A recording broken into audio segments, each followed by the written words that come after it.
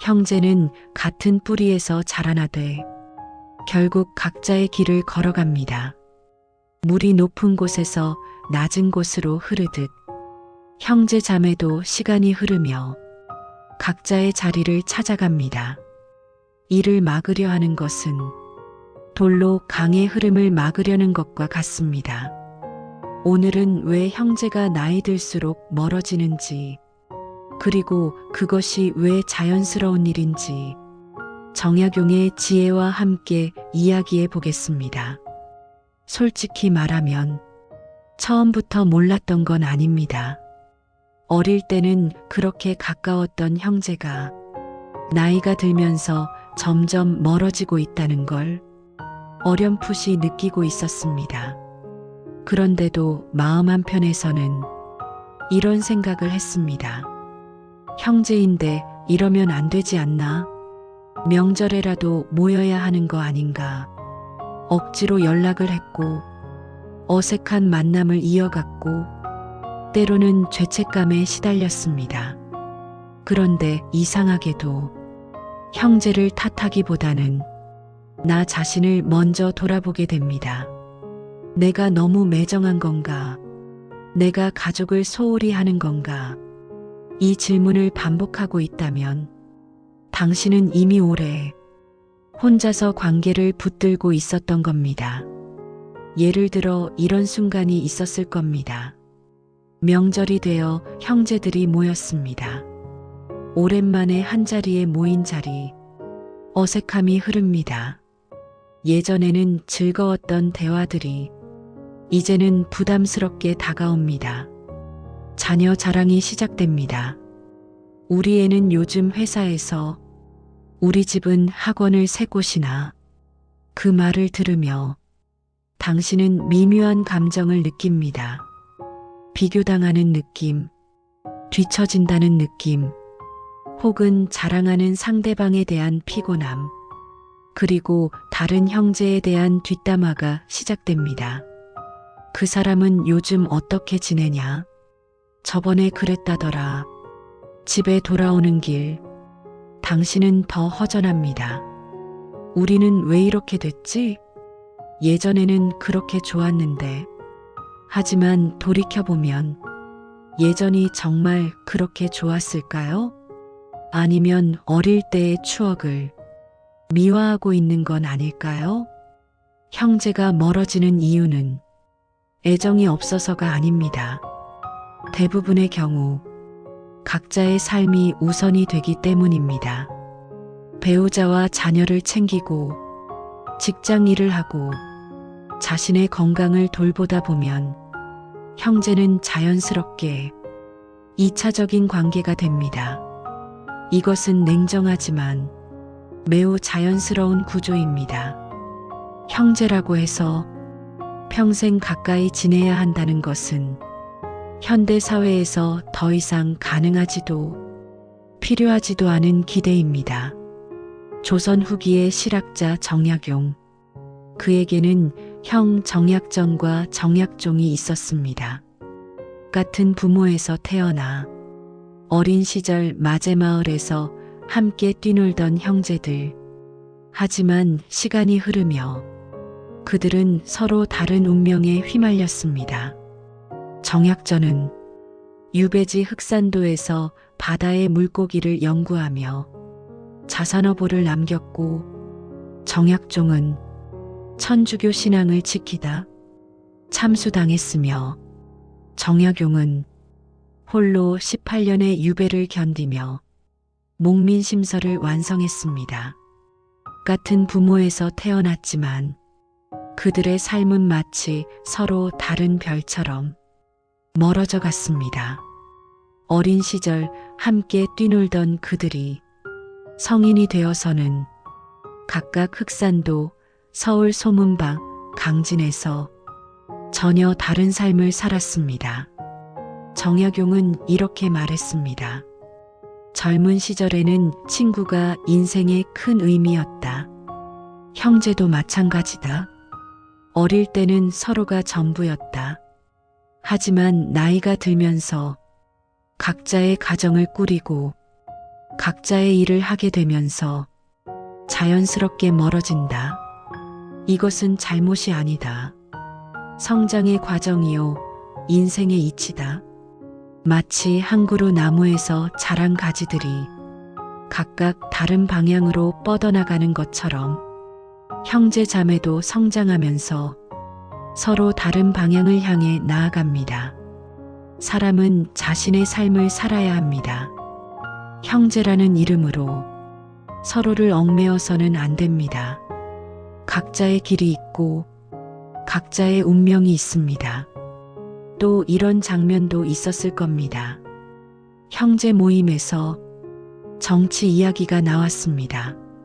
한 형제는 진보적이고 다른 형제는 보수적입니다. 처음에는 가벼운 의견 차이였는데 점점 목소리가 높아집니다. 그건 말이 안 돼. 내가 세상을 너무 모르는 거야. 그 순간 당신은 깨닫습니다. 우리는 이제 같은 언어를 쓰지 않는구나. 어릴 때는 비슷했던 생각들이 나이가 들면서 완전히 달라졌습니다. 한 사람은 종교에 빠지고 다른 사람은 현실에만 관심을 갖습니다. 정약용의 형 정약종이 천주교에 몰두하는 동안 정약용은 실용적인 개혁론을 연구했습니다. 같은 부모에서 태어났지만 추구하는 바가 달랐습니다.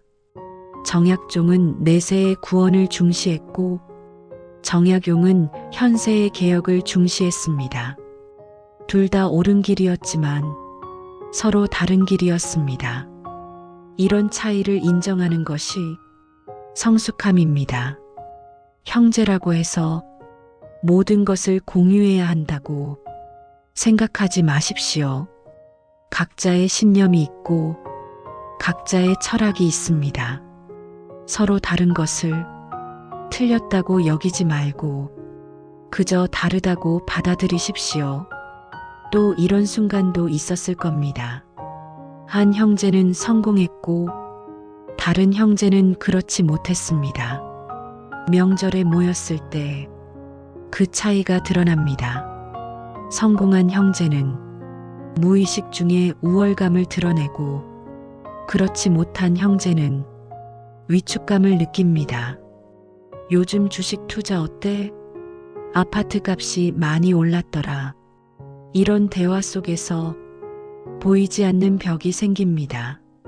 어린 시절에는 몇십 원짜리 과자도 나누어 먹었지만 어른이 되면 몇만 원도 따져가며 계산합니다.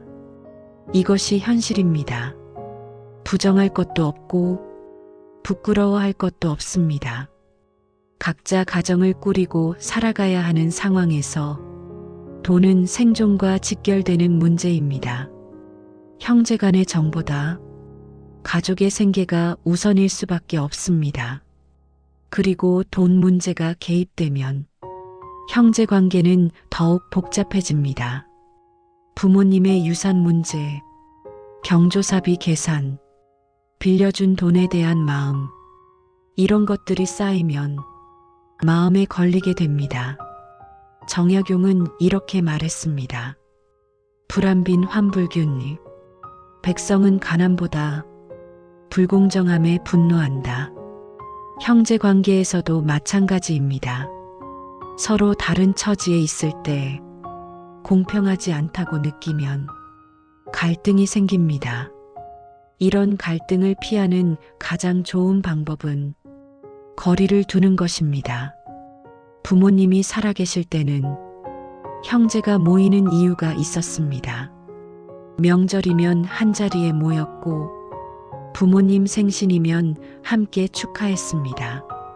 하지만 부모님이 돌아가시면 모일 이유가 사라집니다. 서로의 집을 오가며 만나는 것이 어색해집니다. 각자의 가정이 우선이 되고 형제는 2차적인 관계가 됩니다. 부모님이라는 구심점이 사라지면 형제들을 하나로 묶어주던 끈이 느슨해집니다. 각자의 생활 패턴이 다르고 관심사가 다르며 우선순위가 다르다는 것이 더욱 분명해집니다. 결혼 후에는 더욱 그렇습니다. 배우자의 가족들과도 관계를 유지해야 하고 자녀들 교육에도 신경 써야 합니다. 시간과 에너지가 한정되어 있는 상황에서 형제까지 챙기기는 버겁습니다. 명절 때 어느 집을 먼저 갈지, 어느 쪽 가족과 더 많은 시간을 보낼지를 정하는 것부터가 복잡한 문제가 됩니다. 결국 자신의 원가족보다는 새로 만든 가족이 우선이 될 수밖에 없습니다. 지리적 거리도 문제입니다. 어릴 때는 한 집에 살았지만 성인이 되면 각자 다른 곳에서 살게 됩니다. 서울에 사는 사람과 부산에 사는 사람이 자주 만나기는 어렵습니다. 만나려면 시간도 돈도 들어갑니다. 교통비, 숙박비, 시간적 비용을 계산하다 보면 만남이 부담스러워집니다. 몇 시간씩 걸려서 만나봐야 몇 시간 이야기하고 헤어져야 하는 상황이 반복되면 점점 만남의 의미를 찾기 어려워집니다. 성격 차이도 시간이 지나면서 더욱 벌어집니다. 어릴 때는 참고 넘겼던 것들이 나이가 들면서 참기 어려워집니다. 한 사람은 조용한 것을 좋아하고 다른 사람은 시끄러운 것을 좋아합니다. 한 사람은 계획적이고 다른 사람은 즉흥적입니다. 이런 차이들이 만남을 불편하게 만듭니다. 정약용은 말했습니다. 마음속으로 남의 은혜를 받고자 하는 생각을 버린다면 저절로 마음이 편안해진다. 형제에게도 마찬가지입니다. 형제라는 이름으로 무언가를 기대하지 마십시오. 도움을 바라지도 말고 관심을 요구하지도 마십시오. 그저 각자의 삶을 살아가는 것으로 충분합니다. 형제니까 당연히 도와줄 것이라는 기대, 형제니까 당연히 챙겨줄 것이라는 기대를 버리십시오. 그런 기대는 실망으로 이어지고 실망은 원망으로 변합니다. 형제가 멀어지는 것을 슬퍼하지 마십시오. 대신 그들이 각자의 길에서 행복하기를 바라십시오. 가끔 안부를 묻는 것으로 충분합니다.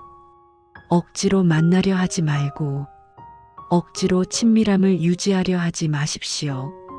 진정한 사랑은 상대방의 선택을 존중하는 것입니다. 멀리서 바라보며 그들의 안녕을 빌어주는 것이 때로는 더 깊은 사랑입니다. 매일 함께 있으면서 갈등하는 것보다 멀리 떨어져 있으면서도 서로를 걱정하는 것이 더 아름다운 관계일 수 있습니다. 나이가 들수록 친구가 필요 없어지는 것처럼 형제도 그렇습니다. 젊을 때는 외로움을 달래기 위해 누군가가 필요했지만 나이가 들면 혼자 있는 시간이 더 소중해집니다. 배우자와 자녀만으로도 충분합니다. 형제와 함께 있을 때 들어야 하는 자녀 자랑, 돈 이야기, 뒷담화들이 오히려 피곤하게 느껴집니다. 이것은 당신만의 감정이 아닙니다. 많은 사람들이 느끼는 자연스러운 변화입니다. 오늘부터 이 5가지를 기억하세요. 첫째, 강요하지 마십시오. 형제라는 이름으로 억지 모임을 만들지 마십시오. 정기적으로 만나자고 약속하지 마십시오. 그런 것들은 오래 가지 못합니다. 만나고 싶을 때 만나고 연락하고 싶을 때 연락하는 것이 자연스럽습니다. 의무감으로 하는 만남은 진정한 만남이 아닙니다. 둘째, 죄책감을 느끼지 마십시오. 형제와 멀어졌다고 해서 나쁜 사람이 되는 것은 아닙니다. 효도를 못한다고 자책하지 마십시오. 각자의 삶을 사는 것이 더 중요합니다. 부모님도 자녀들이 각자의 행복을 찾기를 바라실 것입니다. 셋째, 비교하지 마십시오. 다른 집 형제들이 화목하다고 해서 우리 집을 부러워하지 마십시오. 겉으로만 그럴 수도 있고 진짜 화목할 수도 있습니다. 하지만 그것이 우리와 무슨 상관입니까? 우리는 우리의 방식대로 살면 됩니다. 넷째, 기대를 버리십시오. 형제라고 해서 특별할 것이 없습니다. 그냥 같은 부모에서 태어난 사람일 뿐입니다.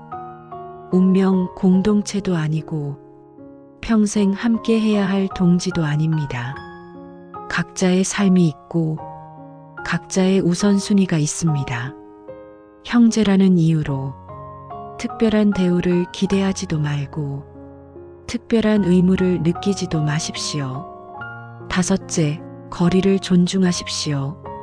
연락하지 않는다고 해서 사랑하지 않는 것은 아닙니다. 만나지 않는다고 해서 그리워하지 않는 것도 아닙니다. 단지 각자의 방식으로 살아가고 있을 뿐입니다. 사랑에는 여러 가지 형태가 있습니다. 가까이서 보살피는 사랑도 있고 멀리서 지켜보는 사랑도 있습니다.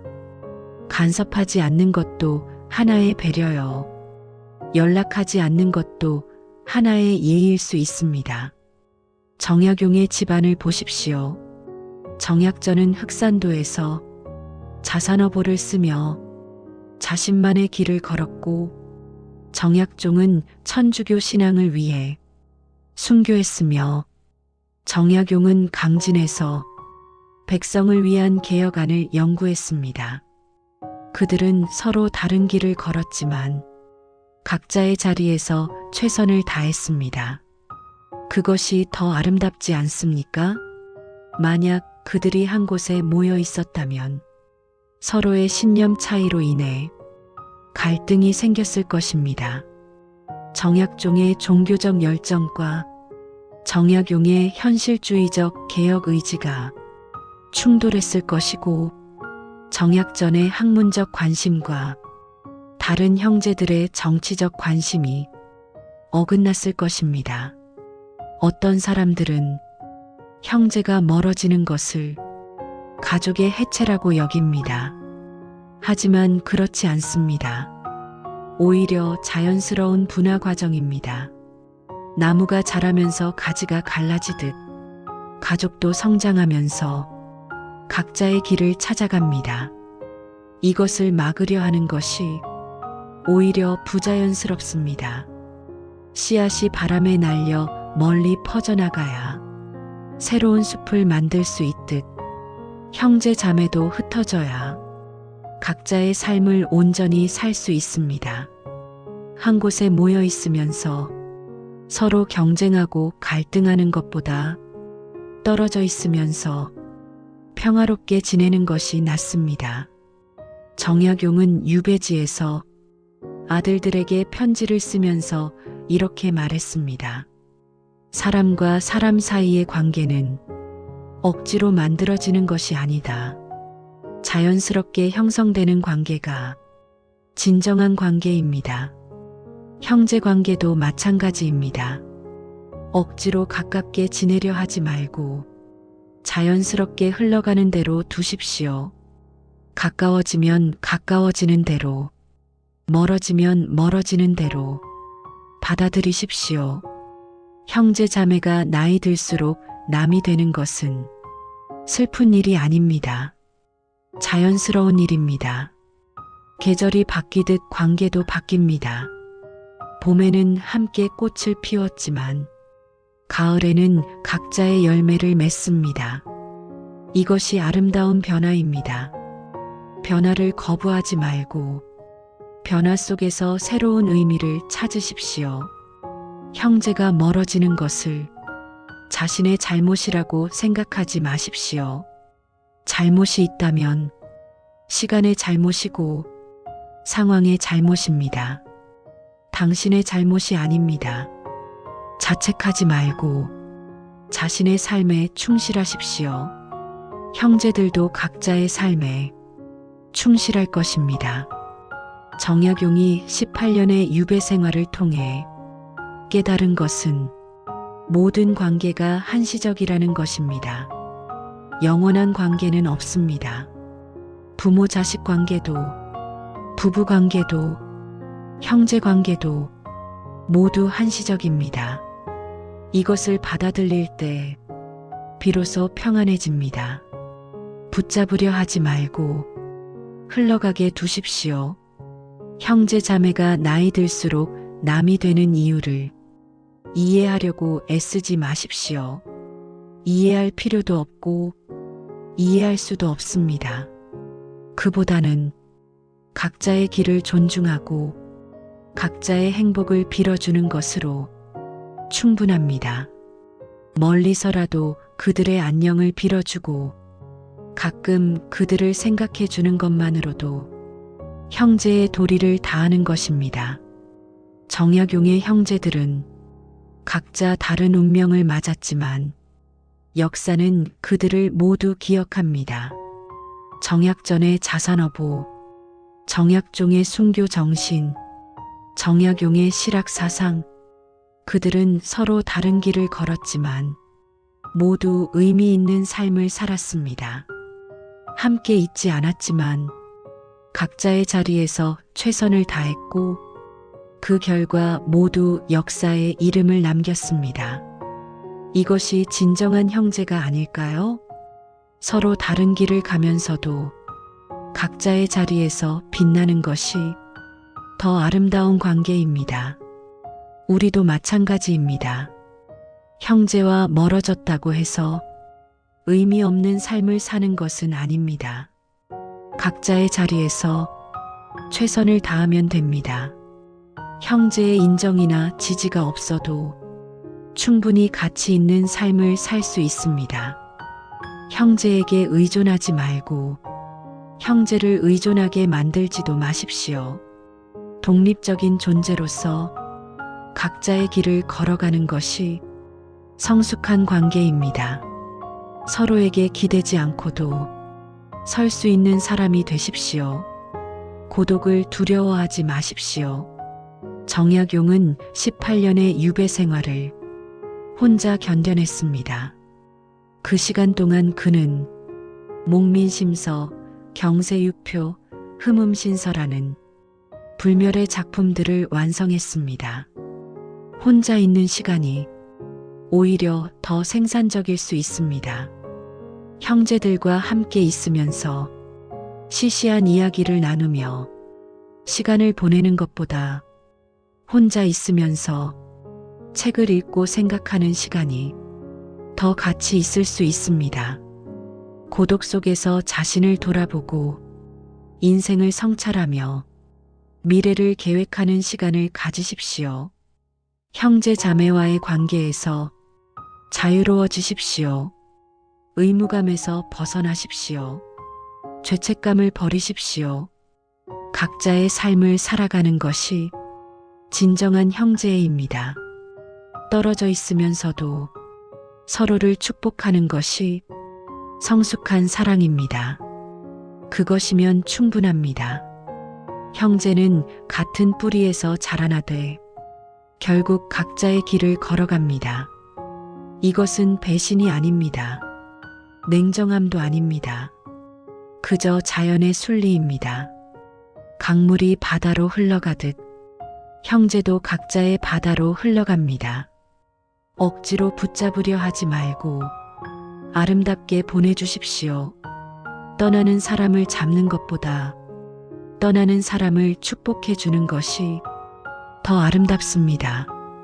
형제가 자신만의 삶을 살아가는 것을 응원해 주십시오. 멀리서라도 그들의 행복을 빌어주십시오. 정약용은 말했습니다.